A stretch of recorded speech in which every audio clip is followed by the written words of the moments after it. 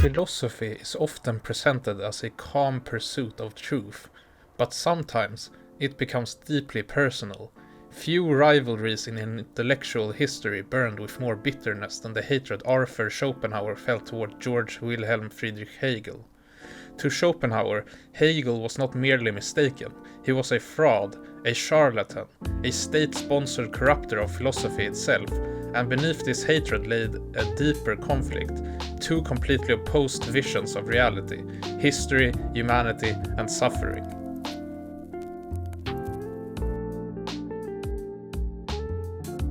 After Immanuel Kant, German philosophy exploded into ambition. Thinkers sought to complete the philosophical revolution Kant had begun. Out of this emerged German idealism, Johann Gottlieb Fichte, Friedrich Wilhelm Joseph Schelling, and eventually Hegel. Hegel's philosophy was enormous. History itself became rational. Reality unfolded dialectically.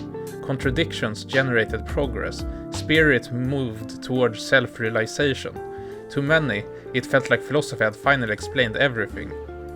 Then came Schopenhauer, solitary, caustic, deeply pessimistic, and utterly unconvinced. In 1818, he published The World as Will and Representation. Almost nobody cared.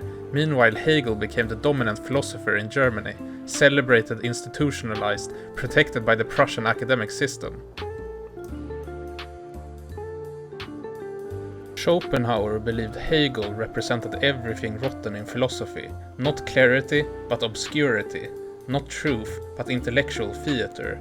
He attacked Hegel's writings relentlessly, called it delirious nonsense, empty verbosity, and philosophy corrupted into careerism. To Schopenhauer, Hegel succeeded not because he was profound, but because he served power. He believed Hegel's philosophy justified the Prussian state and glorified history as rational progress.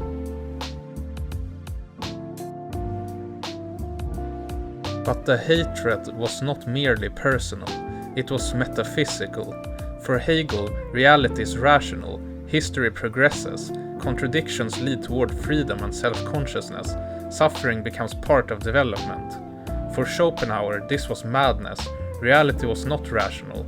It was driven by blind, meaningless striving, the will.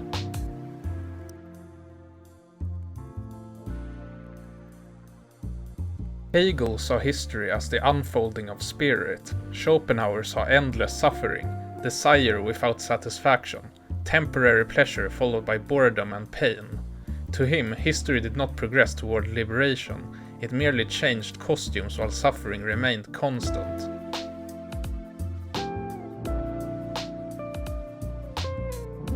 Then came the famous disaster. Schopenhauer deliberately scheduled his university lectures at the exact time as Hegel's.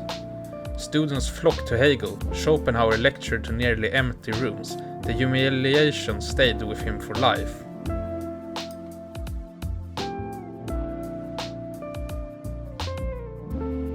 The rivalry was also psychological. Hegel believed in reconciliation, contradiction integrated into larger wholes. Schopenhauer believed existence itself was fundamentally tragic.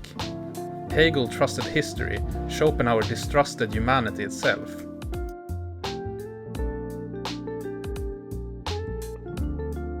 Even their writing styles reflected their philosophies. Hegel wrote in dense abstractions, difficult, systematic, labyrinthine. Schopenhauer prized clarity. He believed obscurity concealed intellectual weakness. To him, if philosophy cannot speak clearly, it does not truly understand itself.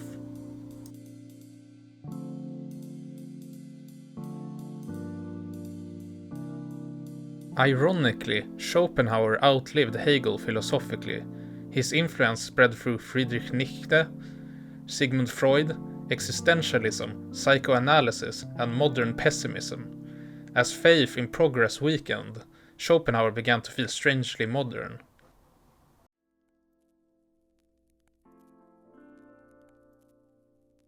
But was Schopenhauer right? Was Hegel merely a fraud?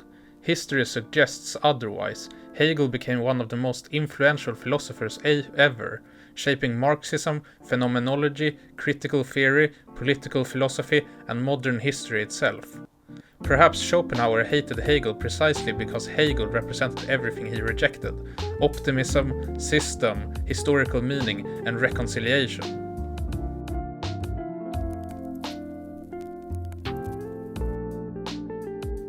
In the end, their conflict was never just about philosophy, it was about what kind of world this is. For Hegel, history moves toward freedom. For Schopenhauer, existence is driven by endless suffering. One saw reason unfolding through reality, the other saw blind striving beneath it. And between them lies one of philosophy's oldest questions: is existence ultimately meaningful, or are we simply trying to survive the chaos long enough to invent meaning for ourselves?